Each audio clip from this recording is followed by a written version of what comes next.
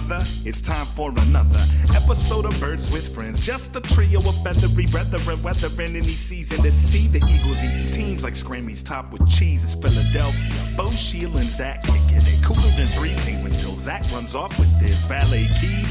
He's a real nuanced goose. Pull up a branch, get loose. It's time for some juice on some Birds with Friends. The early bird gets the worm, but prefers getting turned like a turn on some Birds with Friends. Bo, Sheil, and Zach coming at you with stats and things flapping their wings. Statistics, they can be like bathing suits. What they, what. Finish it up. Sometimes you gotta take them off. What the hell? What they show is revealing, but what they conceal is vital, right? So.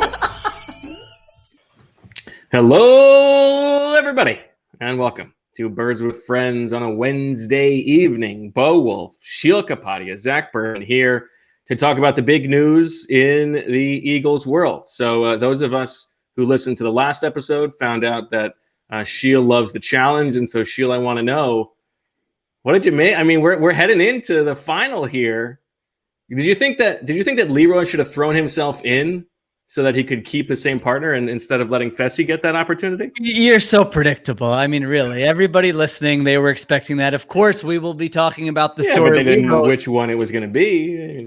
The story we wrote Cruz thing, who knows? The Athletic. We have been waiting to talk about this. We wanted to let the story breathe a little bit. The deep dive we did on the organizational dynamics of your favorite football team, presumably. If you are listening, I think we've all done, some different media, flex, some radio hits and podcasts, your hometown, stuff like that. But we haven't gotten together as a group and done a deep dive on this. And so I have a lot of things I want to say. I'm sure you guys have a lot of things you want to say. I do have some nonsense that I'll mix in later, a couple of notes here that sort of cross my mind. But I do feel like, we need to give some explanations, some analysis, some context for the story we wrote. Now, if you haven't read the story and you think, I don't need to subscribe because they're just going to talk about it on Birds with Friends, you're going to be completely lost. I'll just tell you that right now, because we're not reading like the entire 4,000 word story here for you. So pause, go ahead, subscribe. You can use theathletic.com/birds with friends. You can go, you can read it. If you don't subscribe for this, I'm really going to berate you, during future episodes. So hopefully you've all read it and we can get into it. I'm excited to talk about this for once. Zach, I'm stealing your thunder. I'm actually Zach, how are you? For a podcast. I'm doing great. Excited for this pod. Been looking forward to it. Let's start with Zach. How has your sleep schedule been the last? Let's say the last week. It has not been like the banner of good health, but that's to be expected when you're working diligently like you guys were to make sure that you have everything right. So that's essentially what it's been. And then during these past few days, there's been catching up on other assignments, right? We have the draft. Yeah, we have the draft in 2 weeks. So that the work hasn't stopped. Okay. Well, we've got a lot of ways to attack this, but it sounds like Sheil has some things that he can get off his chest. So I will cede the floor to you. Where do you want to begin? I wouldn't say get off my chest. I mean, I think it's hard to just do, hey, what's your big takeaway with this? Because there are several characters in it. If you want to term them that way, there are different sections to the story. So I have a list to go through of things I just wanted to explain from my end, but we don't necessarily have to do it that way. Bo, you were going to host, you texted us 2 hours before saying, what do we want to talk about? We all spent months on this story. It's not like you needed prep for talking about the story that we spent so long on. Okay, well, let's start here because I do think, some people were wondering, and listen, if some of this gets too deep into the process of the writers, it's not because we are self-important or want to be, these or want to act like we did something special, but people have asked about how did you go about doing X, Y, and Z for this story? So basically, I'll just start with kind of the idea behind it. And I think, it was a couple months ago. I think it was before the Carson Wentz trade where we said, hey, maybe we should do some kind of deep dive where we just sort of asked the question, what happened to this football team? We were all at US Bank Stadium when they win the Super Bowl, the 2017 season. That was 3 years ago, which doesn't seem like that long of a time, although in the NFL, it can be a very long time. And now since then, the quarterback's gone.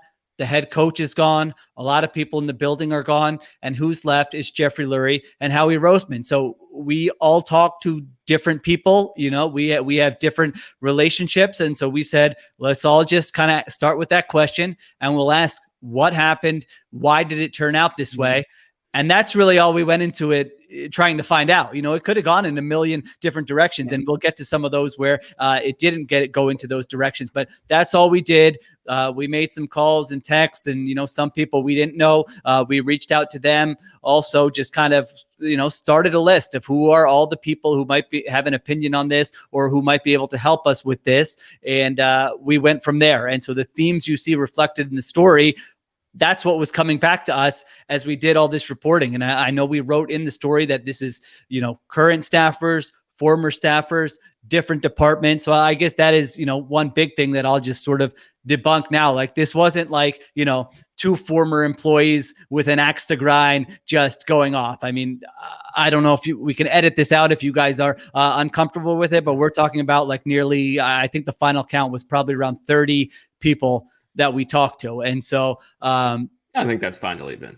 Yeah, we didn't just go, when someone said something, we cross-checked it, or we said, hey, I wonder what someone else thinks about this, or does this person have an ulterior motive? And so we were diligent with all those things the best we could be. And so there's nothing in the story that was not corroborated by multiple sources other than direct quotes. Everything Correct. in there, came from at least multiple people. Yeah, so that, I guess that was kind of my big thing, just on sort of the beginning of the idea and how it turned into the final product. All right, a little change of venue here in the Wolf House for better Wi-Fi, but I think what you said is right, Sheil. I mean, Zach is like the paragon of ethics, as anybody who watches the show knows. So there's no funny business going on here, and also like I get the point from like people who aren't familiar with us, but give us a little bit of credit. Like, we can tell when somebody is coming to you with like a real agenda, and we're not just going to put our names on that. I think we took care with the information that we had. Yeah, I don't think like you should be deferential to me whatsoever. You guys were, I was riding your coattails. Well, there's only one of the three of us who's this a process. sports writer of the year, so that's true. Yeah, that is true. But no, I was riding your guys' coattails throughout this process. You guys were outstanding. No, I don't think. I we don't think need to get into this that. was a team effort. Let's get into the juice, shall we? I've just got the story pulled up on my iPad. I mean, I don't know. Are there? I say, I kind of you can see sort of some of the big things that came out of it. I say we just go through some of them. Does that work for you guys? Do you want to do it some other way, Bo? No, I think big things to say. Well, you know what? Why don't we start with like the things up top that we've all been asked about as we've done our rounds of media, the things that are like the things that jump out to people. And I think the first of those things is, Jeffrey Lurie's involvement. Obviously, there's a lot of stuff in the story about Jeffrey's influence growing, his influence on the draft, how involved he is in that. And, I guess the question that I have been asked a lot is, how troubling is it that Jeffrey is this involved for the future of the franchise? What do you guys think about that? Well, I don't think it really is. I was surprised. Well, I don't know if I should say surprised. I knew that would be a takeaway, but that was not one of my major takeaways. I think Jeffrey Lurie is a very good owner, and he is involved. He always has been involved. We can talk about the different ways in which his involvement has grown, but I do think he's motivated by winning. I think that's his number one priority. I think financially, I mean, look at what he's poured into the franchise. Look at the hits he's willing to take, like with the Carson Wentz dead cap hit. And I don't think he's not a confrontational person. And so when he's giving his ideas, his influence, his advice, his thoughts, his suggestions, his preferences, those things, that's been happening for a long time. Now, again, it has been happening more, but in my opinion, that is not like the biggest problem with this franchise. I think there needs to be a structure in place where someone can say, we got it, Jeffrey. We understand, let's say JJ Arcega-Whiteside, you like him more than Paris Campbell. If you were making the pick, that would be your pick. But there needs to be someone to say, if this were the case, but here's why we're going in the other direction. And I do think Lurie would respect that. Now, having said that, those are tricky dynamics, right? If you're working with your boss and your boss wants a certain thing and you want to go in a different direction, well, you do have to be able to explain that. And that's where the trust comes in. And that's where the structure of the organization comes in. And that's where these different silos that you have within the entire organization come in. And so I don't think the issue is necessarily just Jeffrey Lurie's involvement. I think it's sort of the way that his influence is viewed, the way others take that information that he gives them and sort of streamlines it into a final decision. Yeah, I think I couldn't agree more, because I understand the public like persona or the stereotype, whichever phrase you would want to use for an owner of a football team. But Jeffrey Lurie has been in the NFL for nearly 30 years. I mean, there are scouts who are 27 years old who, that's how long Jeffrey Lurie has been in this, even if he doesn't have in the final decision-making process. I think that experience, exactly. If you think that he is a smart guy, that experience means something. So I don't think it's bad. And I also don't think people we've spoken to have pointed this out, that they respect that Jeffrey's putting in work on this. It's, you heard that anecdote or the characterization that Jay Gruden had about Daniel Snyder, that he came off the yacht and told him to pick Dwayne Haskins, right? That's not the way Jeffrey Lurie operates. He's involved in the process leading up to the draft. I think more of the concern is if there's ambiguity about how those decisions are made, that if there are certain players who are this is Jeffrey Lurie's player, and it's inconsistent with the information that has come up in meetings throughout the process. So I think it's more of the process that stood out to me than the people that stood out to me. Yeah, and I think we all agree about that. And maybe we should just sort of go through the story. But I do think that the overall takeaway for the 30,000-foot view of what is wrong with the front office at the moment, what ails them, what needs to be fixed, it's that transparency, that lack of transparency. Yes. And the fact that, or the perception at least within the building, that everybody is a little bit too siloed. The scouting department doesn't trust the analytics department, but not necessarily because of any fault of anybody, other than the fact that they just don't know what kind of influence they have. And so when you have this process where Howie Roseman or whoever's making the final decision is not explaining how those decisions get made, and there's not insight from the people below into how those decisions are made, then the only result from that is sort of speculation as to how those decisions get made. So you think, oh, well, if the board says one thing and we're taking another player, well, then it must be Jeffrey Lurie's call, or it must be the influence of the analytics department. And the fact that there is not this same page. If everybody is not on the same page, then nobody's on the same page, right? Although something that did come up in our reporting is that Jeffrey might have been particularly emboldened by the Super Bowl, right? That the fact that and frankly, it's not just Jeffrey. There's a lot of people in that organization who, when they won the Super Bowl, thought they were a big reason for it, right? And so if we're focusing on specifically what's happening during the past few years, then I don't think that is irrelevant to discuss. Yeah, and I think that's, in some ways that's a tale as old as time for not just sports franchises, but anybody, the quote unquote disease of more. But it certainly sounds like the dynamic after the Super Bowl, Doug Peterson probably thought that he was going to get, a little bit more leeway. They were going to be off his back a little bit. He knew how questioned he was heading into 2017. He goes and wins the Super Bowl, and yet he still has all these, sort of meddling meetings and other stuff. He doesn't get the respect that he probably thought he deserved. And I think Howie Roseman and Jeffrey Lurie looked at what happened in 2017, and instead of sort of appreciating how lucky they got and, hitting lightning in a bottle, they sort of thought that they had found something that nobody else had found, Exactly. Instead of it's like you hit on 17 or something like that, and you think you've cracked the code when really you should just be thankful that the cards fell your way. We should never hit on seems like 17. So yeah. Well, yeah, I mean, I agree, but maybe the dealer's showing, I don't know, whatever. Anyway, Yeah. So I don't know. I Thank feel you like for not extending that. Yeah, appreciate that. Okay. I like to live dangerously. Go ahead, Sheil. Well, I was going to say, one of my big takeaways here, and I know I just said it's hard to have big takeaways, but it's from, you can't really discuss Jeffrey Lurie without Howie Roseman at this point. And so many of the big points of this story, Zach, I feel like has pounded this drum. Is that right? Bang this drum. Okay. Pounded the table. You pound a table and you bang a drum. Is that? Yeah. Okay.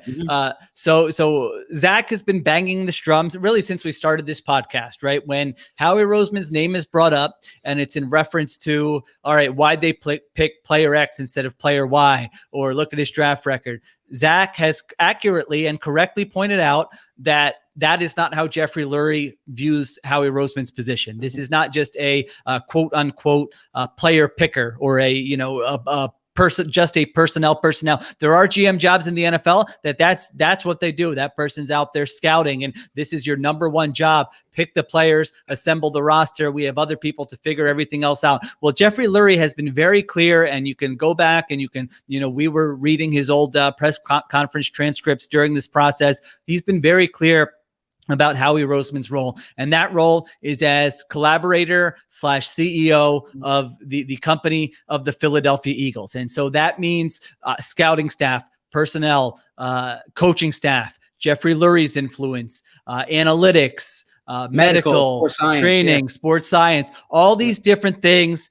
It stops with Howie Roseman. He is in charge of assembling those groups, taking all the information, putting it all together, and being the final decision maker. And so just as I go through this story and, listen to people's reactions or see people's reactions to it, to me, so much of this just comes down to relationships and Exactly. trust. And I hate, and I don't mean to be like dramatic about this, but just going through some of the things. So for example, we lead the story with this anecdote about Doug Peterson having these meetings on Tuesday with Jeffrey Lurie and Howie Roseman, both in season and out of season. And so, we led with the anecdote that even after a win over the Green Bay Packers, where they scored 34 points, he's being questioned about, well, why didn't you pass the ball more? And so to add context to that, coaches have to report to their owners. That's not, uncommon.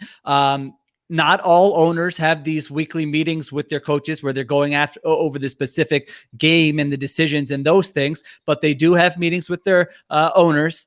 However, the fact that Doug Peterson, through our reporting, felt deflated by this or second guessed by this, that's why it's noteworthy. And so to me, like that, this is one anecdote, but think about if Howie Roseman had a great relationship with Doug Peterson and he was doing his job in the way that Jeffrey Lurie expected him to do. After a meeting like that, he could go into Doug Peterson's office and he could say, Doug, are you good? It was an awesome win. You guys did a heck of a job.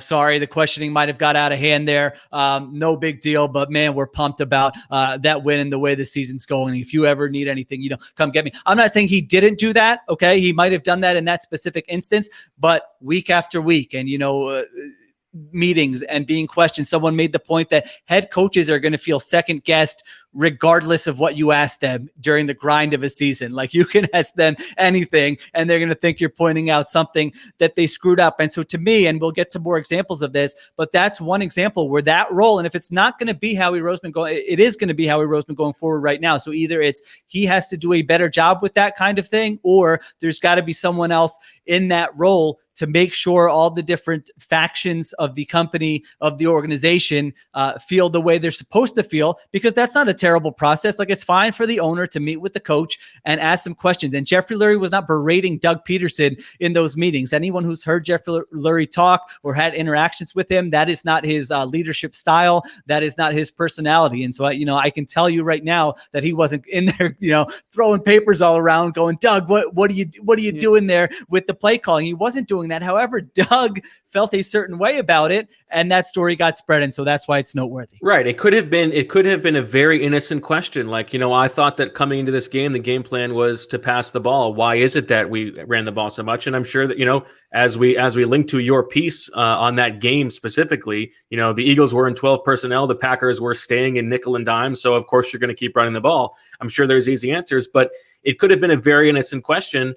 But the fact that we heard about it tells you that it was taken a certain way by Doug Peterson. And a lot of people brought that game up. A lot of people brought it up, and the Buffalo game that happened 4 weeks later in like 30-mile-an-hour winds. So these are things that, no matter how they were asked, they were perceived by Peterson, at least according to people, who understood that, he was a little bit beaten down by this, and of course you understand that, like, the guy won a Super Bowl 2 years ago. I just won the game, like this huge win in Lambeau Field to save our season at this early stage.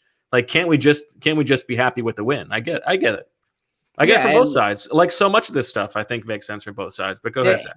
Yeah, there are so many conversations. I mean, not just in football, but I'm sure we have it in everyday life where like the intent of one person and the interpretation of another person are different. That being said, it doesn't like absolve if what you want is to empower the people who work for you, right?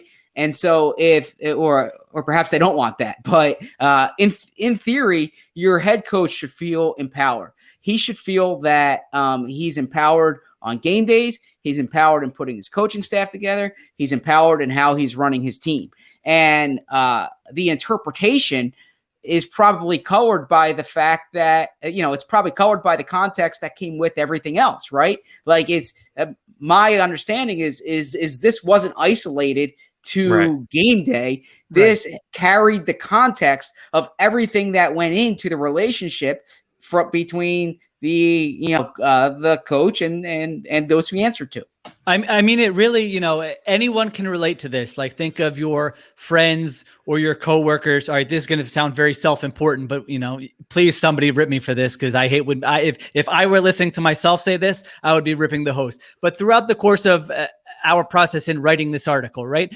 If I thought one of you, wrote something and I thought, all right, we should change something about that. Like, I didn't have to walk on eggshells or tiptoe around it. We had a conversation. Right. I would go, Bo, I hear what, I see what you're saying here, but I don't think that's getting, the right message across. You didn't. I mean, maybe you did, but I don't think you went and then, told your wife, God, Sheil's being a jerk about this. I was texting Zach on the side. Yeah, he's hurting my feelings about this, and God, I can't get any work done because of that. Because like we know what our eventual goal was to be accurate and produce an insightful, accurate story. But like, it's with your friends too, right? Like, the closer a friend you have, the more of a jerk you can be to that person, right? Like if someone's doing something ridiculous, I don't even know, like wearing a dumb shirt or something. If that's your best friend, you can be like, what are you doing? You're not going out with that. If it's someone who, you're kind of like an acquaintance with, but like you're not that close, then you would probably just like let it slide. And I don't know if any of these comparisons if these analogies make sense at all, but like that is part of it. I mean, think about it. If there was a trust there,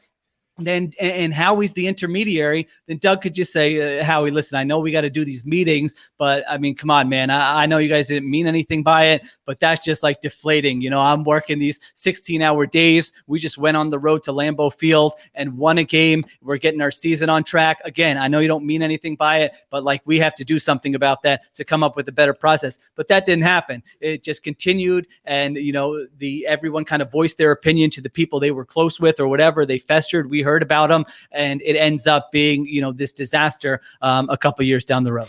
And I should also point out too that Doug doesn't have like a confrontational personality either, right? So Doug's not the type of coach, I imagine, who is going to really be pushing back in these meetings, or like is going to be standing, So I think that personality must be understood as well. And I think I would say, to add to what you said, Sheil, like, one of my takeaways is that, we've talked about how like football organizations, you mentioned self-important, but that is certainly the case with football organizations, like all the mystery, the cloak and dagger stuff to, like we've got some secret sauce.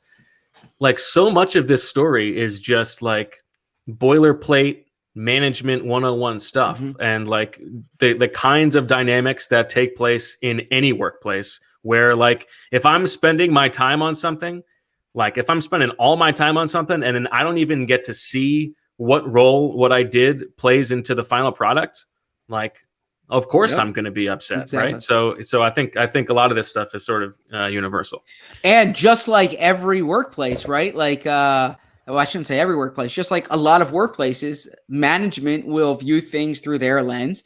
The employees view things through their lens, and it's hard for one side to see it the way the other side does.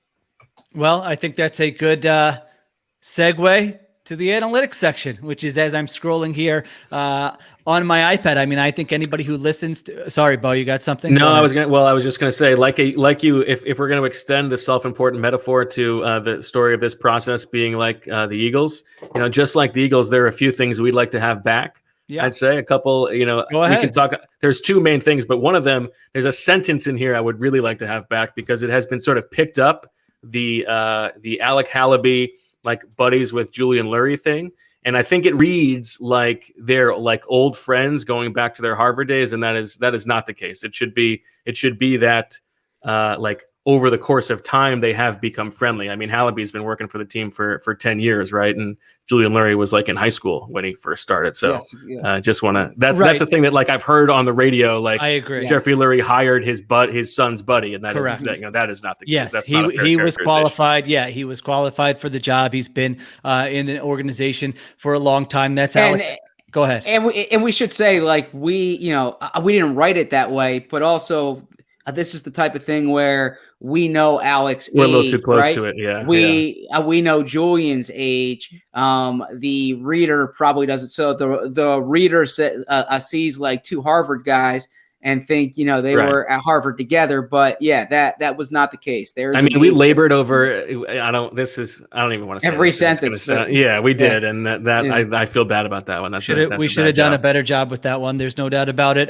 That's Alec Halaby. For those of you who need a reminder, the Eagles vice president of football operations and strategy. You know, the analytics angle was pretty interesting for our reporting for this story. I mean, I think anybody who has read our work or listen to the podcast, I would say most know that we're pretty pro analytics. We try to talk about them. We try to put numbers into context. We try to use them for analysis. And so again, this is a situation where, like, you know, I know there will be some out there who, you know, as Bo would phrase it, concussion uncles out there who will say that we had a good time on the Seth Joyner show last night. That was awesome. Like, that was great. I was saying my 9-year-old self, if you would have told my 9-year-old self, Sheil, you know, in like 29 years, you will be, you know, Seth Joyner is going to be asking you questions about the Philadelphia Eagles. I would be like, oh my gosh, I have the greatest life in the world. This is amazing. And I do have a great life. And a couple of questions about the Titans.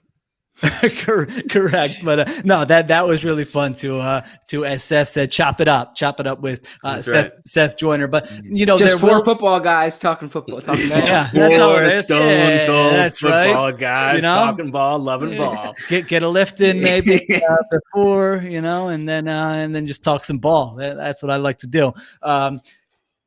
I have no idea. Well, yeah, you're talking about, like, you know, listen, like the three of us are, this, like, we're coming from this story, like, of the perspective of analytics deserve this place in the game, and if not the place they have, even more so. And I think, you know, part of what we learned from this reporting is, you know, I think you talk to people who work in analytics in any sport, and it's not just having the right ideas, it's being able to get those ideas into the hands of the people who can implement them and them accepting that, right? And that is the real challenge, not necessarily finding the information. And those are relationship things. And in this case, you know, those relationships were clouded. And some of these things are, you know, like as somebody put it, Halaby is in sort of a no-win situation. Like, the dynamics here of Halaby has been working for the team for 10 years alongside Howie Roseman. So when a new coaching staff comes in, or, you know, new scouts come in, they're going to look at him like he's, you know, tied to the hip with Roseman. They're going to be a little bit skeptical, but there are ways, and this goes back to what she was talking about before. there are ways for Howie Roseman as the CEO de facto of the organization to smooth those things over and say, listen, he's just here to help you out. We're not telling you what to do. We want to help you how we can. But that was a real dynamic that came up with everybody we talked to across departments, that this was a real sort of thaw in the organization over the past few years. Yeah, this is so the big idea, obviously we are pro analytics. Analytics can help you win games. They can help you make better decisions, whether it's personnel, in game, or whatever. And this is an issue across professional sports, is that, this goes back to Moneyball, really the friction between the old school, whether it's traditional scouts and coaches, and the analytics department. So listen, I don't mean to keep bringing it back to Howie Roseman, but come on, this is a predictable issue. When you have an owner who wants to really be at the forefront of analytics, and you have a staff in-house with analytics, and you have a coaching staff who is almost always in the NFL going to be a little bit more old school, you can't, it's not just like that relationship's going to work great. Like in more cases than not, there's going to be friction there. Okay. And so there needs to be someone to manage that. There needs to be someone who can go up to Doug and say, Doug, analytics is here to help, not to get in your way, not to make things cloudy for you. You let me know how can we make this relationship work better. There's got to be someone that goes to the traditional scouting people in the personnel department and say, we've got you. We know what you like on film. You guys have talked to the people in the program. We see how your draft board is ranked. We just want kind of a bevy of information so that we're not messing anything up. Let's all get in a room. Let's all talk about it. I mean, this wasn't happening. I mean, any way you slice it, this was not happening. When you're moving the analytics office out of the football side, that is telling you how much this relationship has soured. When you have people talking about the analytics and their influence on draft decisions. And so then what happens, and really with Alec Hallaby, our reporting said, is that whenever there was a decision that someone in another department didn't like, they almost always just thought, all right, that's an analytics department. That's an analytics decision. Analytics has the ear of Jeffrey Lurie and Howie Roseman. And of course, that's going to build tension. I mean, in every NFL building, there are disagreements on which players you pick. And a lot of time is coaching and scouting. It could be analytics, but this is to another level. And what you guys touched on earlier, there's no transparency with it. There's no explanation at the end. There's no, hey, here's our final draft board. Here's how it changed from what you guys had. Here's how it changed from what you guys had. We put all the information together, and ultimately I've got to make the final decision, I being Howie Roseman. And so that stuff is really lacking. And the tension built up and built up and built up. And I don't know that this was specifically in the story, but the sense that I got after our reporting is that it's such a competitive environment there that everyone is fighting for the attention of the decision makers. And when they don't get it, they're pointing fingers at the other departments. And that's really not how you can build a culture that is going to make great decisions. I mean, you need to feel like everybody's on the same page and, all right, this decision didn't go the way I would have done it, but I understand why we did it. The players in the building, let's support them and let's move on to the next thing. That's not what was happening here. If you read everything in the story, you can tell that wasn't the culture in the building and hasn't been the culture in the building. And to give some insight to our listeners about the behind the scenes of our process, because I know we've gotten some questions about it. And Sheil mentioned at the top, we didn't start this story knowing where it was going to go, right? We were in information gathering mode. And I think this is a great example of it. When we started the story, this wasn't even something that I think we thought was going to be a big part of it. I specifically remember talking to you guys when this kept coming up independently from people, and we realized, wow, this is I mean, there's something here that we really need to explore, and that's how it turned out. Because it's I think that it would, if a team is not using all types of information they can gather to win games, then they're not doing their jobs. But it's all about the application of it. And that's why I don't want to just echo everything you guys are saying, but it comes into the interpersonal dynamics. It can apply to so many different workplaces, but these departments need to get along with each other for it to work. The collaboration, you can't just discuss it. You need to apply it.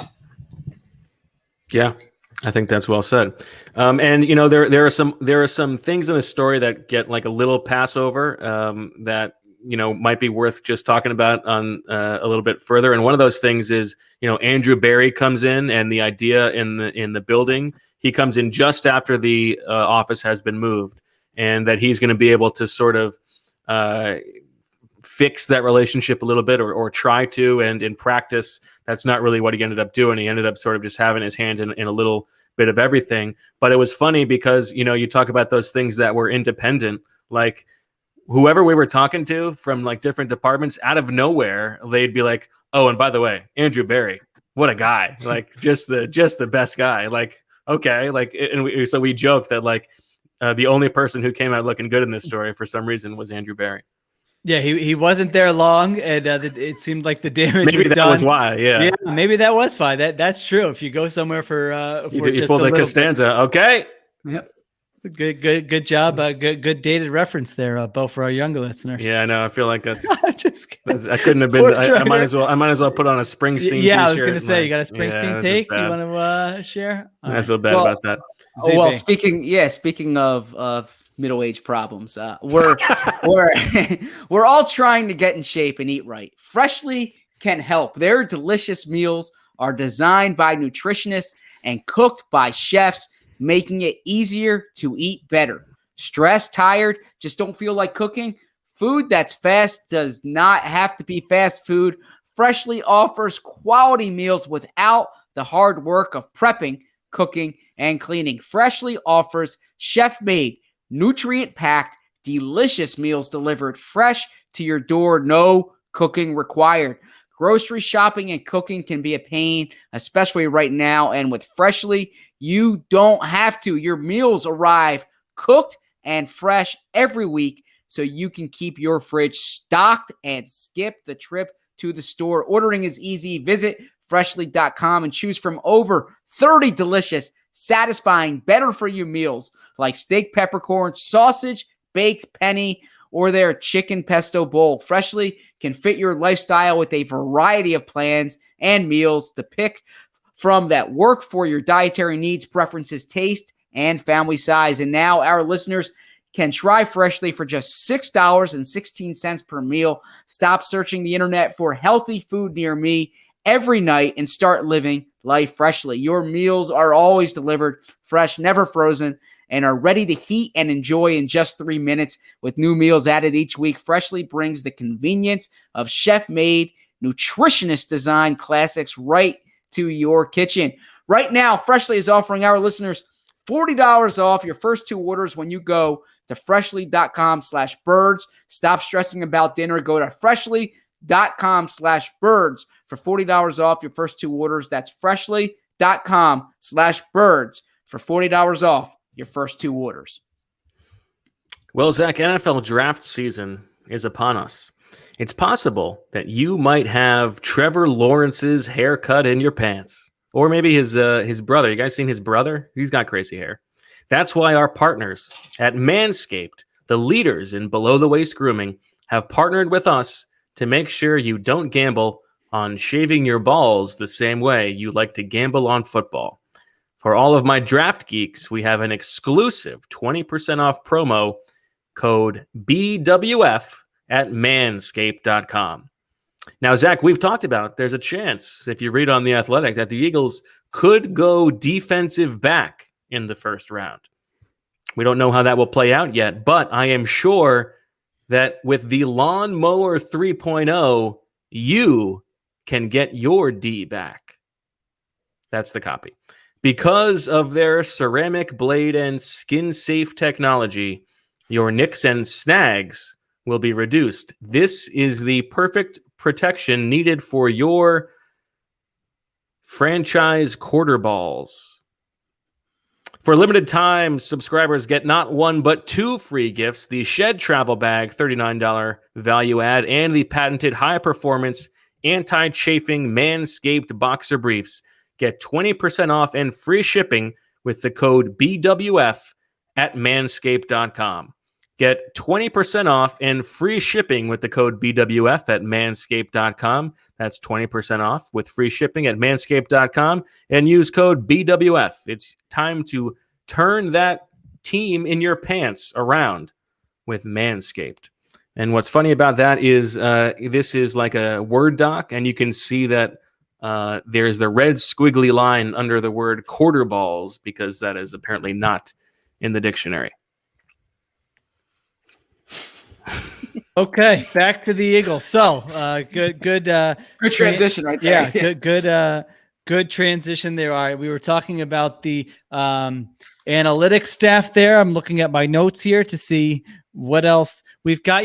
There was one question, like couldn't you write this about any NFL franchise? Doesn't this type of thing happen everywhere? And if I was a national reporter who had a relationship with a certain GM and I was asked about this story, I would probably say something like, well, I didn't have a chance to read the whole thing, but this stuff happens everywhere. Okay. So, it is true that there's just, some level of dysfunction in every NFL building. But first of all, as we say in the Kapadia household, NMP, not my problem. I mean, we're writing a story about the Eagles. So we're going to, listen, if somebody wants to send us to Arizona for a couple months and you really want us to write this, write about the Cardinals or something, we can make calls and try to figure that out. But I also think there is a uniqueness to this in terms of the politics in the building, in terms of the different, the iciness or the friction between different departments, in terms of a little bit of the paranoia in terms of just the structure of the organization, just on the surface, right? As we talked about, the GM is in a different role here than he might be in another organization. So I don't think it's like the same degree everywhere. And this was sort of an unprecedented, again, you're going from Super Bowl champs to quarterback gone, head coach gone, GM working with his fourth different head coach in a matter of 3 years. That is not common. I mean, they took the biggest dead cap hit in NFL history to trade their franchise quarterback. So these aren't just run of the mill, off-season problems. This is happening to everybody. And again, we really don't care that much about Flex, I'm a national reporter, so maybe I'll go write this about somebody else. But for the purpose of this story, we were trying to find out what was happening with the Eagles. Well, and also we talked to plenty of people who have worked in other buildings and asked that question. And they said, it is different there. It is more political there than it is in anywhere else that I have worked. It's also not really a justification or a rationalization, right?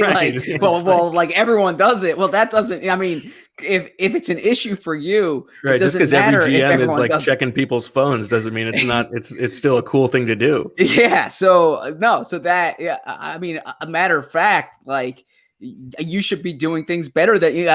You should be the ones who are well, that organization over there, they don't know what they're doing. We know what we're doing, right? I don't think it's much of a defense to say, well, this happens everywhere.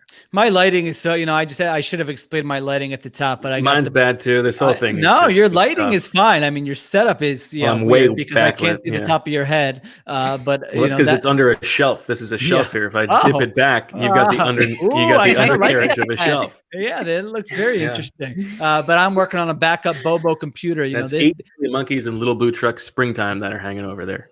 This computer was purchased at the start of a wonderful site called Birds 24/7, in 2012, and is still up and running. The computer that just broke down was purchased at the beginning of my athletic run in 2017. And Apple Store's telling me to fix these terrible new school USB ports. On the side. The Thunderbolt ports. The Thunderbolt ports, which, by the way, it's not like I got water in there. I haven't been doing anything. Only one of mine works. That's why my earbuds are about to die here. I might have to. We have to do something else about this recording. But go ahead. Listen, it's a very first world problem here. But they're telling me that the ports are a little loose. They can send it away. $478 plus tax. What? 400? I just got the computer 4 years ago. Come on, Apple. Listen, if we have anyone listening from Apple who can give me an explanation for that nonsense, really, I mean, I was telling my wife how outraged I was, and she's like, "Oh yeah, your complaints will really make a big change about how Apple operates." But anyway, there's nothing. Well, Sheil, you reminded me. Tim Cook on line one right now. A very right? important question that I wanted to ask that I forgot that I wanted to ask. So thank you for reminding me. How much better would this story have been, Sheil, if instead of working with Zach and me, it was you and Tim McManus? No, I think we did a great job. I was looking back thinking, well, I guess I left before Chip Kelly's last year, but I do think, if I had stayed and if Tim and I hadn't tried to write something like this, that probably would have been a regret. But I thought our collaboration was good. We had phone calls. We were able to rip each other when necessary. It I'm was miss those phone calls. Hearing that Zach got a spicy sauce or something like that. You can call Zach. Yeah, I'm sure he will take your calls. Marissa, if Marissa wants those phone calls, that's fine also. But no, it was a wonderfully collaborative piece, and hopefully people did enjoy it. Now I know one of the criticisms that we've heard or people have asked is that all these anonymous sources, it's all anonymous sources, no one on the record. I understand that, that's fair. But when you read a story with anonymous sources, you're going to think, all right, why do these people, they don't have to attach their name to it. They can say whatever they want. And that's fair. At the same time, with a story like this, it's just like, if you want fair, honest assessments, people are just not going to be comfortable attaching their name to it. So I understand viewing it through that lens. That's fair. I will reiterate what I said earlier. We talked to a lot of people. This wasn't just one or two people. Whenever we got something, we made sure we confirmed it with, everything in there is multiple sourced, and even at the end, coming down the home stretch, it was a matter of circling back. And, I was having conversations with. There were things we would have liked to have in there that didn't make it in there because we weren't able to get it buttoned up as we would like. Oh, now you're going full NBA up. But this is really, this is terrible for our brand. This podcast. It used to be like the People's Pod, and now this is just look. Well, let me say something then to bring us down to earth, because I think there is a fair criticism of the story that we were maybe a little bit too easy on Doug and the coaching staff, and I think that is fair. And I think part of that is like Doug's already been fired, so we were a little bit less interested in vetting that out. Like the state of the Eagles as they are right now, Doug's gone, but Howie and Jeffrey remain, and some of these dynamics are still there and are something that they need to be worried about as this new coaching staff starts. But, obviously, like we talked about it a million times, Doug is definitely culpable for like the offense being as bad as it was the last couple of years. His relationship with Wentz deteriorated. All that stuff is true. We could have flushed it out a little bit more, but it's also, it's not as newsy. Yeah, I think that's right. I mean, I do think we should have had more in there about how the coaching staff failed last year. But I think the reasons you laid out are true. I mean, they already sort of, paid the consequence for doing a bad job and were fired. And so we were sort of looking at it like, all right, who's left and what's the path going forward? I mean, that was also part of the initial premise. And so that's why there wasn't a whole rehashing of that. I mean, we did say, obviously the relationship with Carson Wentz soured. We've talked for months about how the offense was not good and, really only had one good year in 5 seasons with Doug Peterson, those things. And then I will say the other thing, to be fair, is that I thought, and correct me if you guys don't feel like this is an accurate reflection, but I thought throughout our reporting, people who felt like Doug didn't do a good job and deserved to be fired, it was less a lot of them gave the caveat Doug was good to work. I was about to say that. Yeah. We like Doug, but he and Carson Wentz didn't get on the same page. Or you like to press Taylor too much, something like that. Yeah, there were things like that. Yeah, but it wasn't like a personal thing where it wasn't relationship based. Which, as we've said, a lot of the things we wrote about were really relationship based. Yeah, I was just about to say that Doug's generally viewed as like an amenable and Jeffrey and yes, but I think those two really stood out in that respect, where you can criticize them, but Jeffrey was said good things about them personally. Yeah. I wish he wasn't quite so involved, but he's a great guy. Like I Yeah. loved working for him. He's was at every consistent. practice. He puts in the work. Like that was pretty much the universal sentiment. But the thing with Doug is like perhaps that personality trait also contributed to some of his weaknesses as a coach. And the reason I say that is because like Doug, as we can see in our reporting, and we knew this before, but it was verified, is like very loyal to his staff, doesn't want to fire his staff members, right? Fault. Yeah. Like this came up repeatedly, basically every year except the Super Bowl year, and maybe a bit 2018, but like really 2016, 2019, 2020. This was and Doug is loyal in that regard, but maybe too much when you look at it from like a performance perspective. And the other thing is Doug's not like the bad guy in Doug. He doesn't want to be the bad guy in the building. And perhaps that's reflective in some of these relationships as well. Yeah, I think that's right, and that's certainly well said there. A few other things I know people have just sort of asked us, like, oh, have you heard from the Eagles, or are you guys going to be allowed back in the building? And all I'll say, we have in there, they declined comment, as did Doug, but also like there is a process. You work with PR, and so we didn't just all of a sudden drop this article on a Monday and they had no knowledge of it. And so as you report a story, you work with a organization's public relations team and try to have a back and forth, which we certainly did. And so no, it wasn't a case where like they woke up all of a sudden Monday morning and were surprised that there was this article out there. Which is just part of being fair. We're going to say these things. It's fair to try to get their side. Correct. Okay. What else we got from terrible this? Or what? Yeah, you don't sound great, but what are we going to do? Sorry. Bo is Thunderports. Yeah, really. I mean, Apple. We're really ripping on Apple. Tim, if you're listening, I mean, really, their stock price is going to plummet, Zach. Think of all the money our four families have given you over the years. I mean, really, you could at least make sure these Thunderbolts work to the point where 4 years later, I don't have to completely abandon this computer. I mean, 4 years? And I'm making Marissa's life a living hell here. For a MacBook Pro, it's got to last more than 4 years. Am I right? I agree. Plus, I've already had to have my keyboard replaced. My wife and I always have these arguments about how long stuff should last. She'll be like, well, you've had it 4 years.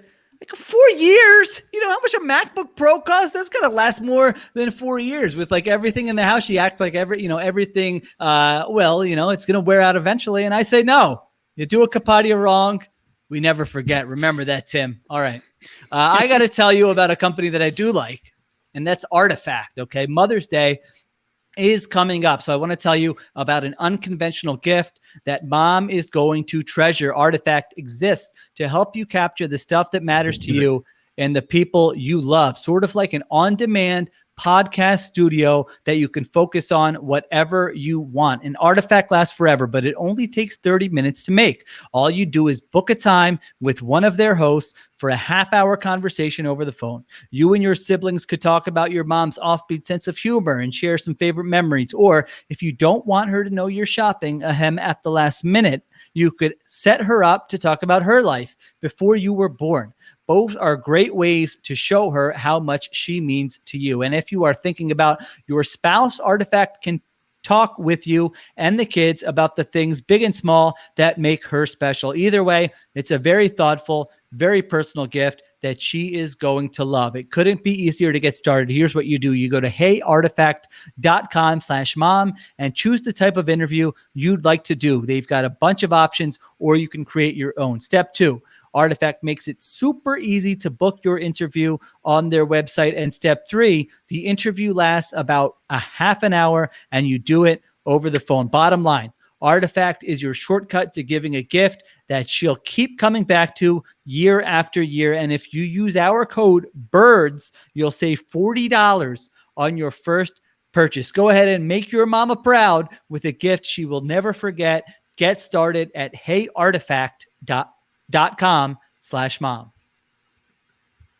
Okay, what else we got to get to here with this Eagle story? You're the one who had the list. Well, yeah, I only have a few things left, so if you guys have something, jump in. But I think one of the questions was kind of going forward. What now? There are questions that, all right, are they going to read this and say, wow, we didn't totally know about all of this, or we didn't realize people felt this way about our culture and our organization. Let's be self-reflective. Let's make sure we act on some of this. Or is it going to be more of a denial?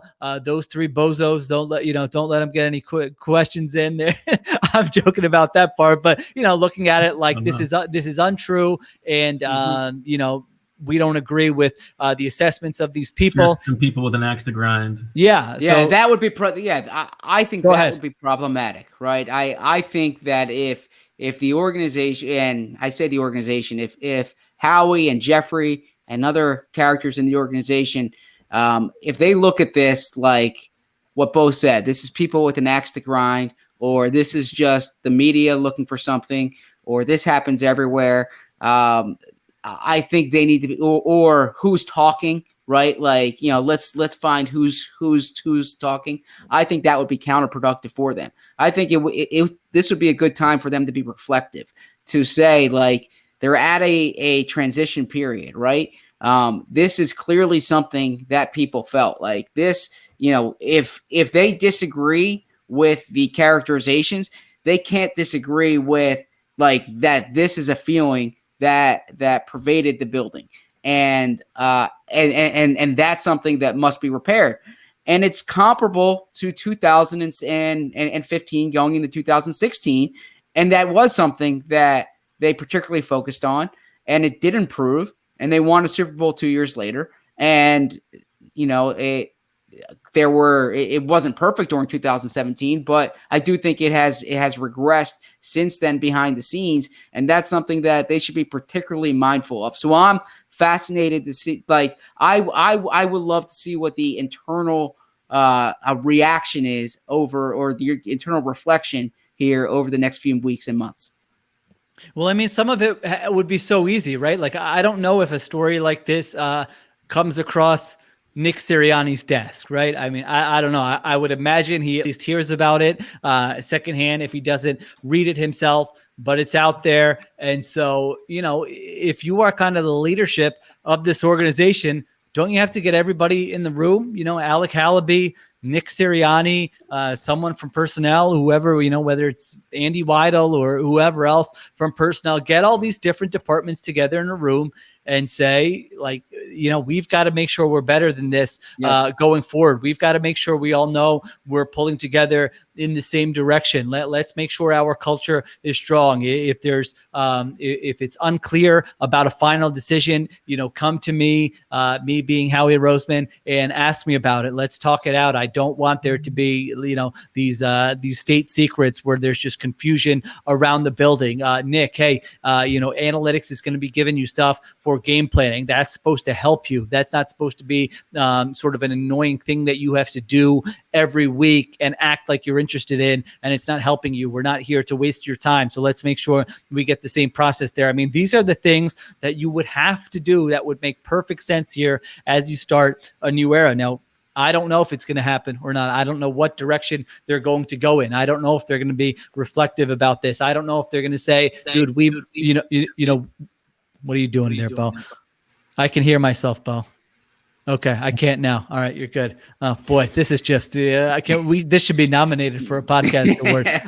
I don't know if they're going to do all those things, or if they're going to say, "Dude, we won. We made the playoffs 3 times in 5 years with Doug Peterson. We won a Super Bowl. We've got the top 9 or whatever it is, 7 winning percentage with Jeffrey Lurie as the owner." They should be writing these stories about the teams that don't win anything. That's not us. We're good. That very well could be their approach. And so I don't know. We'll just have to wait and see. But this does seem like a natural time to kind of address some of the issues that they've had in the building. All right, I'll get to some of the questions that were asked on the Okay. on the review page. Let's see. We've got.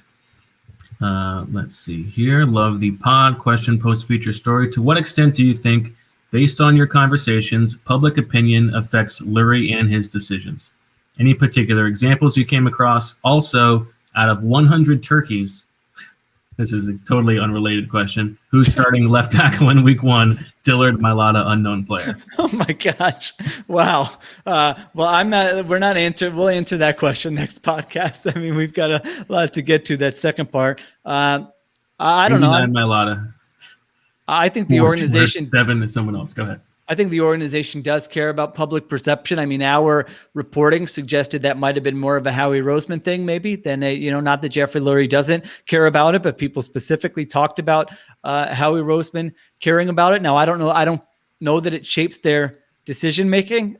I guess I think it probably some of that is probably true, but that wasn't something that I remember coming up during the story that like they were shaped by public perception on a certain decision. Am I missing something? I think they know it's being discussed on radio on a day-to-day basis. Yes, like I think and if that influences their decisions or it influences, but yeah, I don't think they are naive to the public discourse on a day-to-day basis. I think that's right. All right, next coming up from Joe Judge's Whistle. He says, "Thanks for ruining my Monday, gentlemen." Yada yada yada. This has been a consistent theme through the Lurie regime. Would it be fair to say that Jeffrey is the biggest issue at this point? He continually allows Howie to get away with these poor decisions. Is there a scenario where Howie is actually let go next year? Based on the most recent trade, my guess is there is not. Also, wouldn't mind some thoughts on the Eagles' dysfunction compared to other organizations throughout the NFL from our national writer. We talked about that. Thanks again. Love the show. I don't think Jeffrey Lurie is the biggest problem with the organization by any stretch. I mean, to me, like Jeffrey Lurie, it almost all comes down to one decision with him, and that's who is the right-hand person who is in charge, making the final decisions, building the culture, dealing, trying to assemble this collaborative effort that he wants to be built. Because we talk about his influence, but like with Andy Reid, Jeffrey Lurie had opinions, but they weren't always going with Jeffrey Lurie's opinions. And I don't know what the case was, but I don't remember hearing stories that was a huge issue. He wanted to be involved in the process. He liked the draft. He loves the draft. He loves personnel. He loves football. And so he can be part of that and involved with it. But at that time, like he wasn't going to tell Andy Reid who to pick. And if Andy Reid felt a certain way, Andy Reid was going to go in that direction. And so in terms of Howie, I mean, I don't know. I think it's a few different things. Maybe Howie is reflective, like Zach mentioned, and maybe they fix some of these issues and that they have a nice stretch here with Nick Sirianni as they rebuild their roster. I mean, history would probably suggest against that, but it's not out of the question. People do change. People do recognize strengths and weaknesses and go from there. The other things would be, I think if you had a head coach who Jeffrey Lurie felt like this guy is at like an Andy Reid level and I'm going to give him all the power. I mean, look at what happened with Chip Kelly, right? Exactly. Yes. He didn't necessarily think that Chip Kelly was at that level, but he was at a point where he said, well, I'm going to find out and let's see. I mean, that was the impetus between what he did with Howie Roseman. So if he finds a head coach, and again, right now it's hard to envision Sirianni like that, but there's a wide range of outcomes, right? I mean, if Sirianni comes in and is really good, but no one thought Doug was going to be great when he was hired, then maybe that person becomes more of the leader in the organization in charge of some of these things we're talking about. And then the last thing I would say, and then interested to hear what you guys think, is that, I think part of it would be if there was someone being groomed in the organization, maybe on like a lower level who Jeffrey was really comfortable with and said, wow, this person is really sharp. This person's really bright. This person's going to have a lead role in the organization going forward. So if he had someone like that who he trusted and was comfortable with, and then let's say the next year doesn't go great for Howie Roseman, then you could see a move being made. However, at this point with our reporting, like no one, I don't recall anybody like that being mentioned. So that one might be a little bit more far-fetched. Yeah. So as far as Howie, and this is actually something we discussed like among each other as we were writing this story, was the job security question. And I don't feel uncomfortable saying that because we've discussed it on the podcast too. And Bo used a line throughout the season like Jeffrey's loyal until he isn't, right? Or something of that nature. You really got him with that line. Yeah, Bo. That's come up a lot. I mean, and she'll just mention like Howie. Jeffrey has pushed Howie aside before, and if you were to speak to Howie on January 10th, 2015, and like asked him honestly, do you think you'll be running the Eagles in 2021? Or he would probably say no, right? Like the plan at that time wasn't for Howie to return to this role. Now it did happen. The other part of that question was, did the trade buy him time? I do think the strategy that the Eagles are in now, and by the way, it's not Howie doing this in a vacuum, right? Like Jeffrey Lurie is totally on board, and that's why when I wrote the piece on January 1st this year with some thoughts on Howie, I mentioned the way Howie is assessed is different from Doug Peterson because Howie and Jeffrey are often working in lockstep. They are building this for the 2022 offseason, right? They're taking their medicine now with the cap.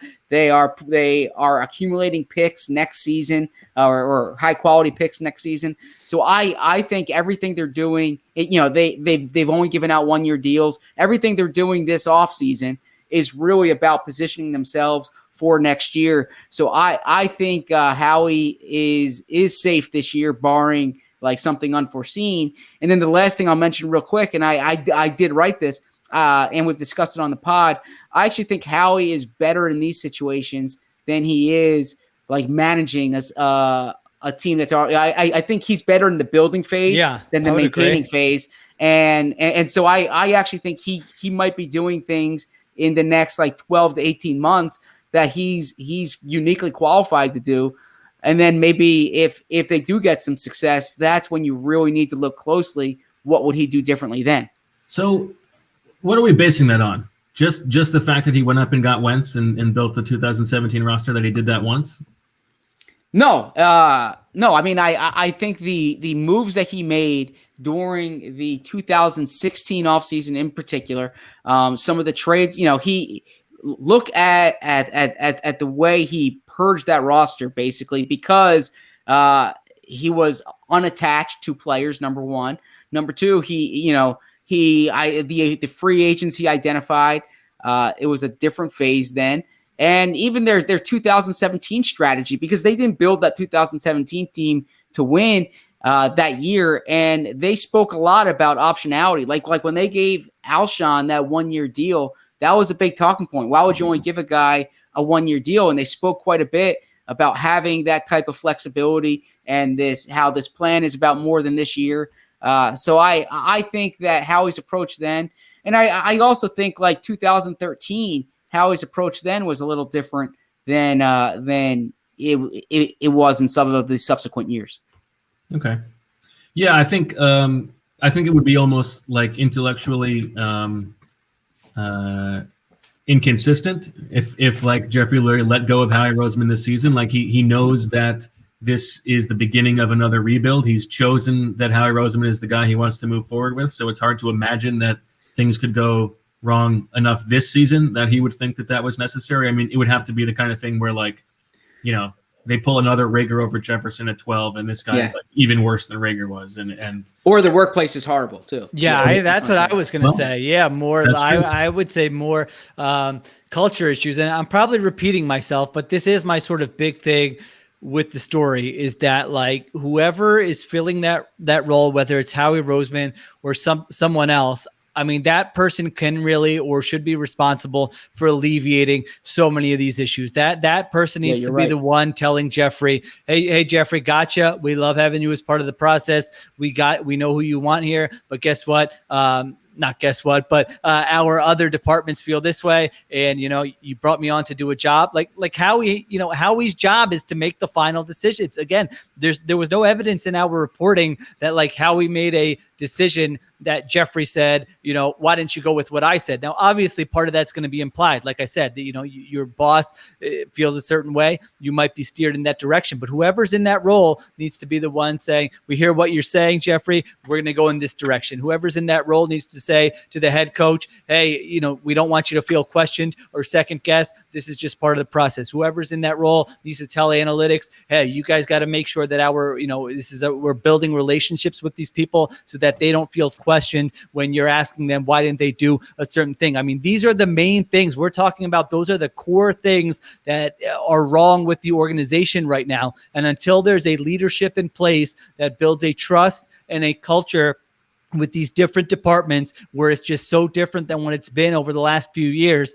then I think obviously there are ways where it can get, papered over. And we saw that in 2017. It's not like the culture was great there and you still had a Super Bowl winning team. But if you want sustained success, I feel like those are the issues that need to be corrected. And the only way they can really be corrected is by whoever's in that role that Howie Roseman's in right now. From BDub711, I'm really interested to learn from this group how the analytics implementation ended up so wrong. It seems like the analytics-based approach implemented post-chip has driven lots of stress of relationships across the organization. Is there a way for them to reorganize their approach to analytics and cultivate a healthier organization climate? And was Doug soft for the way he approached the Tuesday post-mortem sessions? I think the first part of that question was answered sort of by what you just said, Sheil, that it's really more about the structure of the organization than anything else. The relationship. Zach, were you going to say something? Yeah. Okay. Yeah, just that. Yeah, that it's the interpersonal part that is paramount here. That's what must improve. Well, the other thing is also, and someone, I don't know if it was on Twitter or the comment section was like, wait, this is a team in the forefront of analytics and it's a 4-person analytics staff. So it's like, this isn't like, it's a good reminder that this is the NFL and like, that's what counts for, sort of a legit NFL staff, but this isn't baseball. This isn't basketball. Like that's not a lot of people, 4 people in the organization kind of pushing for this. And even though your owner's on board. So, I think to me, it's all about the integration of it and how it's implemented, who's on board with it? How do you make people on board with it? What areas can you actually find an edge? I think some of the low hanging fruit, they've probably plucked a little bit, but kind of it's like, what's the next step with this? As far as Doug, I don't think so, because this wasn't something that came up a lot. This came up through our reporting. So, I don't know. Obviously it struck a chord with him to a point where multiple people were talking about it to us years later, specifically those games we mentioned right there. But I don't know that I would say he was soft for that. I think they probably left those meetings and everyone was fine and feeling cordial about it. What's Bo going to say? He was about to say something. Did we lose him?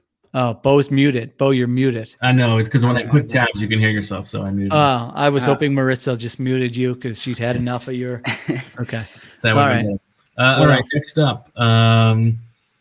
If Howie is this paranoid about leaks, how do so many that don't come from him get out? Asks Weeks 50. Also, hypothetical question. If other teams were as heavily covered as the Eagles, would as many negative stories/leaks come out about them? Keep up the great work. P.S. Can I get a hoot out for my son Lincoln? He turns 1 next week. So, turns 1 next week. Lincoln, great name, Lincoln. Great name, Lincoln. Outstanding. Happy birthday, my friend. I don't know, but I feel like we can't really answer the question. Zach, do you have I don't know. Yeah, these are no. These. Well. To the first part of the question is like these are people. These are humans, right? Like it's not. They're not machines. So why do leaks happen when Howie wants to be the one who controls the information? Well, because people like to talk often, right? Like that's the bottom, that probably goes for every industry too, is that these are humans and humans like to talk. and football is something people like to talk about. But that's probably as detailed as I can go into that, or as much as I can go into that. As far as the market size, look, there are a lot of really talented reporters in this market. There are talented reporters elsewhere too. But yeah, the Eagles are covered very intensely, more so than most other teams in the league. And that's not to say you don't see these stories elsewhere, but I would like push back against the idea that like this only happens in Philadelphia. Even if we look at The Athletic, we did an outstanding piece. I mean, it's not apples for apples, but like similarly on Russell Wilson earlier this offseason. There was an Earl Thomas piece during the season. There was a Deshaun Watson piece during the season. We had a piece on the Colorado Rockies front office. We had a piece on the Arizona Coyotes front office, and it's not Phoenix Coyotes. No, I think that they changed it to the Arizona Coyotes. I believe so. Yeah. They moved to Glendale and they became the Arizona Coyotes, I believe. Good for you. Correct me if I'm wrong, but I believe that's the case. Wow, we have a new leader for most pointless sidetrack conversation of the episode. And look, and I don't, and all these issues are, are different. What we wrote about was different than what was happening with the Rockies, which was different than the Coyotes. But my point is that I don't think this is because they're in Philadelphia, but yeah, I do think that this is a team, this is a franchise that is under the microscope, is covered intensely, and the flip side of that is when they have a lot of success, it's incredibly rewarding for them. There are a lot of people who benefit from that, and there are people in the building who have benefited from it quite a bit as well. I mean, they won 4 games and traded their franchise quarterback and fired a Super Bowl winning head coach who has a statue outside the building. Like, I don't care what city you're in, whoever is reporting on that team should be writing a story about why that happened, or trying to find out why that happened. I thought Stephanie Stradley, for those who follow her on Twitter, who writes about the Texans, and not just the Texans, but a lot of other things. But she read the story, and I thought she had a good take about it. She said, any team leaks. You don't need to find the leakers. You need to model the behavior you want and fix the buffoonery that causes leaks. When things are extra bad, folks have no safe way to address them in-house, and it spills through every possible channel. So that's like much better said than I could ever explain it. Yeah, that could have been that whole section. Yeah, we could have skipped maybe we'll just cut out the last 4 minutes and do that. I remember that. The other thing I was going to say. I was part of it too. remember the other thing I was going to say. One of the other small things that I feel like we maybe not mischaracterized, but has been taken in a way that not necessarily the way it was intended. The Warren Sharp influence. It's sort of in that paragraph with Lurie's investment in the analytics department. My understanding is that the Warren Sharp game plan reports are not. It's not like those are given to Doug and that's what he's taken to the field on Sunday, and it's like a replacement for the analytics staff. It's sort of a supplement for something for them to comb through if they need it. I mean, we wrote one sentence about that, so I'm not taking any responsibility on that one. People can take it how they want. I thought we put that in the proper context. It was literally one sentence. There's a very long and nice comment from Philly Knows Wins, although it's a sort of a question that we've already been asked before about Lurie holding Howie accountable. So the last one is from WP Madden. He says, I'm thinking back a few years with the Sixers during the post-Burnergate Elton Brand, Brett Brown shared power era, which brought us Al Horford and Jay Rich in free agency. The talk then was collaboration, and it clearly didn't work. Do you think part of the Eagles' problem is that the coaching, scouting, and analytics departments have too much of an ego and a quest for power and not enough trust that Howie Roseman will get it right? The infighting seems to show there isn't a clear delineation of power, and in the end, unless you're Roseman, all you're doing is providing information and a viewpoint. He's the only one who truly makes decisions. Whether he is good or bad doesn't matter. Positive organizations have a clear ecosystem of roles and one person who is driving the bus. Roseman has to step into that role more and be more accountable so we can really see how good or bad he is. So I have a strong take on this. Okay. Let's hear it. Because you hear collaboration often, but it's from these teams. but they want to build as collaboration at the top. And what that does is exactly what that commenter said, is it creates a situation where everyone's responsible, so no one's to blame, right? I think what teams need to work on is more collaboration from the bottom up, right? The collaboration needs to be with the departments working to make the decisions, and they need to work together to funnel, to give the information to the decision maker. And then you have one decision maker who makes an organizational decision, and people might not like how that they might disagree with the decision. They might not like how the decision is made, but there's transparency in how the decision is made. I think the lack of collaboration that is problematic to the Eagles is at the foundational level. It is these different departments need to work well together so that's what I would point to. When they say we make collaborative decisions, they try to make it seem like everyone on top is on board. No, you have one person who has his finger on the button, or her finger on the button in some cases. But that you do need to have that clear decision maker at the top. The collaboration needs to be at the bottom. Yeah, I that's a great point, Zach. I mean, I don't know if they do this or not, but like why the like quality control coach and like a lower level analytics staffer and like an area scout, like they should probably be having a conversation, once in a while, and getting to know each other, and and figuring out what the other people do, and then that goes up as you reach the as there's the hierarchy and different levels. But I think that's right, because then you realize what other people's roles are. You understand what they're trying to accomplish. You understand what their directions are from the top of the organization, why they're doing what they're doing. And there's not like this animosity of us versus them. And again, exactly. I do think it was a lot of, in this organization, a lot of it is just so competitive of who can shout the loudest, who can, what do you have to do to get your voice heard? How much influence can you have? And like, that's not how it should work. I mean, there's always going to be a little bit of that. I understand, because not everyone's going to agree, but when it, a lot of this is levels of stuff, or, degrees of stuff, like a little bit of that, sure, that's fine. But when it reaches the levels that we've written about, it obviously has become problematic. Yeah, I think that's right. All right. Anything else that you guys want to get off your chest about this? Go ahead. No, so I received questions to me that it's not now 90 minutes in. Okay, bring them out. About the writing process. How, people see 3 bylines on a story and they wonder how that's done.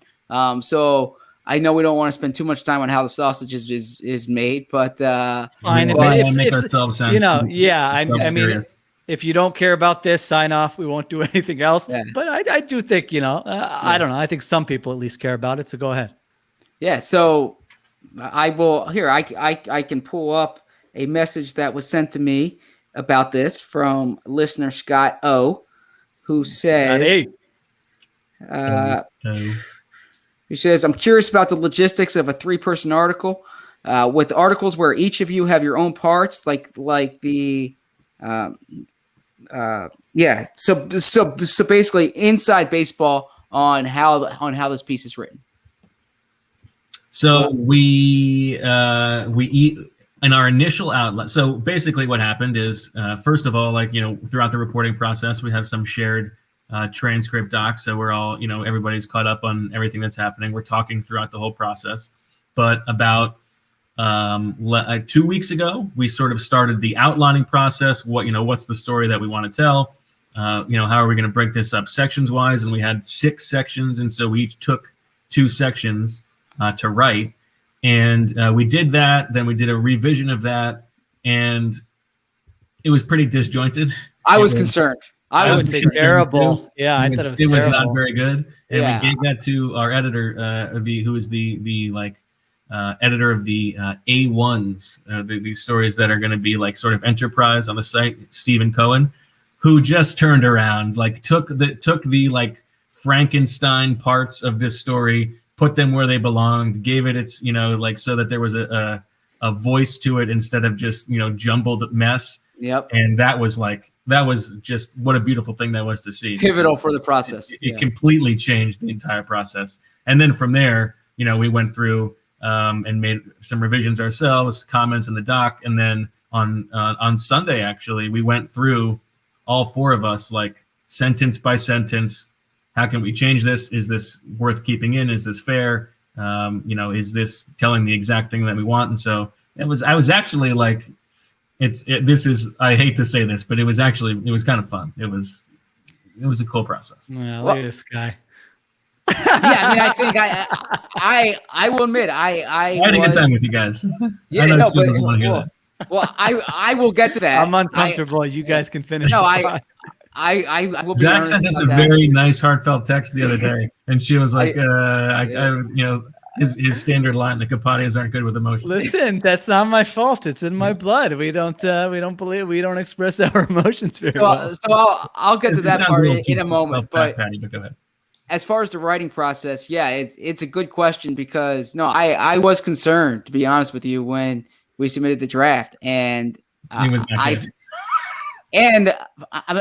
mean, from a like writing perspective, we all have obviously different voices and different styles, but that's easy to, or I shouldn't say easy, but that's like manageable during the editing process. I thought also what kind of stood out is like we all kind of had different ideas of like what the big themes in the story were, right? Or I don't want to say different ideas, but like we played up certain things over other things maybe, and I was it seemed disjointed, right? And so the editing was pivotal here, and then I think that was key, and then the reporting process was, and this is what I expressed over the text, and I say this in earnest. I say this genuinely, like. The key here is you need to trust the people you work with implicitly, because all three of our names are on the story, but not all three of us are talking to every single person, right? We're all talking to different people. So the trust is so important that like the people you're working with are asking the questions, are finding out the information, are having that filter that is required, and we had a lot of like really productive, healthy discussions during it. So it was truly a pleasure to work with you guys on this story. It was a great team effort. Yeah. I mean, again, this is not, please rip us for patting ourselves on. No, I'm not patting ourselves. I know, but somebody asked, so we're talking about it. Yeah. I mean, really, we don't all talk to the same people. And so whether it was something one person got and then someone else said, no, that's not how it happened, or built on it or whatever, I do think it really helped to have three, you couldn't have done it without three people. So just I learned so much about the organization. You feel like you have covered them and stuff, and you feel like you have a good handle on it. And then you do something like this, and you find out some different things, or some thoughts that you had become clearer. And so, the reporting part far exceeded my expectations. I think we each probably had some phone calls where we texted each other right away, and we're like, oh my, well, you got to hear what I just, what this person just told me type deal. And so the reporting far exceeded my expectations. The writing part was very challenging just because we each took our own sections, wrote them, tried to come up with something. And it was a terrible story. It would have been really disappointing to put that out there into the world if Steven wasn't able to put it all together and fix it all. So he did a great job. Like, we were trying to split it up so that people had things to write about, even if that wasn't necessarily the best way to tell the story. It's like, it was hard. Thank God for Steven. Yeah, absolutely. Okay. Well, since we are being very, very self-serious, I will bring in this email that we got from DFOP Mike Weber, who was asked by his friends if he was going to cast a Spotlight type movie. Oh God! For the three of us, who would we be? So he says, if he says John Turturro for me, he says, if I was to make a movie like Spotlight about the intrepid journalists who revealed the abyss of dysfunction that is the Philadelphia Eagles, here's how I would cast it. And he says, note, I'm approaching this as realistically as possible, meaning as much as I'd like to cast Philip Seymour Hoffman as Bo Wolf, sadly, that's no longer possible. Nor can I cast young Al Pacino as Zach Berman. Oh, I could see that. Turns 81 this Yeah. month. Lastly, these casting choices were made with an emphasis on resemblance and acting ability, but with an eye on assembling a cast that would be exciting enough to secure us financing and distribution. So Okay. All right. So we know that- very seriously. I whoever like knows this. what he's doing. It says, here we go. Perhaps the best American actor of his generation, Paul Dano, is Bo Wolf. Oh, all right. I can see that actually. Yeah, yes. that's good. The hair, That's- he looks like he just saw exactly. Cosmo. Yeah. Yes, I would be yes. honored. I would be honored to have Paul Dano. Play Does Bo Wolf. Marissa know these are coming? By the way, or I like, did assume she- Marissa's Those- putting the I think pictures, those photos going up up on the You think screen. Bo's doing that? Yeah, no. I didn't know if like she pulled that up right away or if she has advance Oh, no, notice on I this. imagine Bo gave her a heads up. Okay. I gave I was it a gonna, okay. Okay. Only the third actor of Indian descent to receive an Oscar nomination, Okay. Dev Patel. Oh, all right. I'll take that. Now obviously, Dev, you gotta, the hair's great, but you gotta get rid of it for this role, my man. But yeah, absolutely, I'll take that. I think Dev's doing well with that. Okay. And finally, he says, I know Dev is a bit younger and more hirsute than Sheil, but he's Yeah. a fantastic Come on, actor. Mike, take it easy there. Okay. I'm confident he'll embrace it. Casting Zach Berman with a meaningful young actor was my toughest challenge, he says. Oh. And then it hit me. I worked with him on The Disaster Artist. He's a great guy and a true sports fan. He says he's also vertically challenged. Dave Franco is Zach Berman. Okay. Okay. All right. I'll take it. Yeah. Not I bad. Now, appreciate that. Weber, of course, goes above and beyond. Perhaps my biggest reach in terms of availability, as she's a 2-time Oscar nominee and the most talented young actress in the world. Saoirse Ronan is Marissa Morris. All right. Well done. Okay. Great day. We need a Marissa comment on this. Now, don't forget. I love it. All right. Yeah, that's an Oscar nominated role, another one for sure. Now he's kept going with Jeremy Strong as Howie Roseman.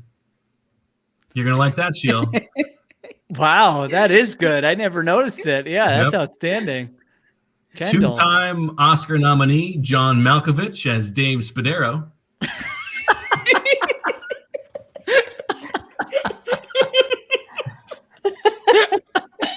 Wow, he went above and beyond. This is And awesome. Academy Award winner Richard Dreyfuss as Mr. Jeffrey Lurie. I can see that. actually. Outstanding. Outstanding That's job. great. Is there a dog one? There is no Doug. He Oh, says, now see? the only thing this cinematic masterpiece needs is a good title. So we'll leave that open to the listeners. Maybe that can be the send off. Let us know with hashtag Marissa's movie. All right. You're always What your spot on with those. suggestions are for the Mike Weber. Office Great politics job, because- Mike. That was awesome. That was fantastic. We really should have led with that, honestly.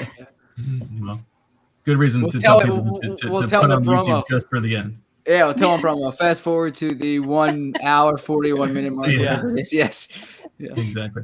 All right. Well, I guess that'll do it for this episode of Birds with Friends. We'll put this bad boy to bed. And next week we get into draft season. I mean, it's only 2 weeks away. So we will Absolutely. dive head first into everything that's going on. We'll probably have a couple episodes next week. We might even get to squeeze in the second annual.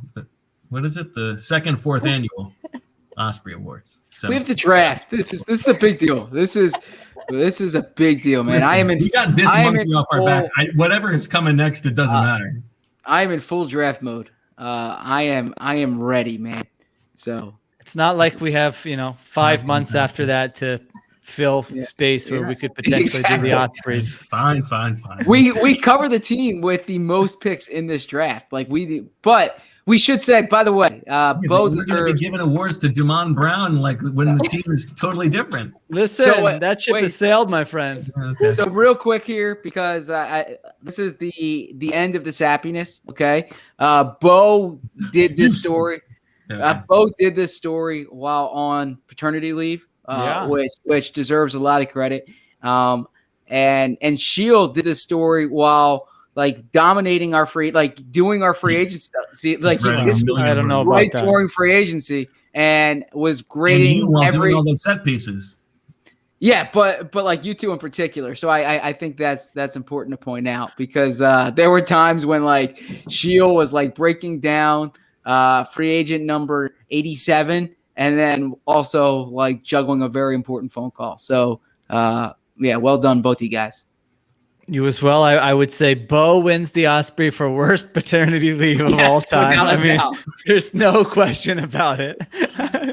But hopefully there was a reward for him. I think you had a text the other day that about like Rachel's feelings about this story. Yeah, so Yeah, well, yeah, I was like late at night, Sunday night, sending in like a couple like little small pedantic edits to the story, and Sheil asked if that was Rachel reading it, because sometimes I will let if it's a big story, I will let Early Rachel. days of the Athletic, she was an editor basically. Yeah, absolutely. She's the best editor I've got. But I said no. She's the last thing she wants in the world is to ever see or hear about this story ever again. So, all right, that'll do it for Marissa, Saoirse,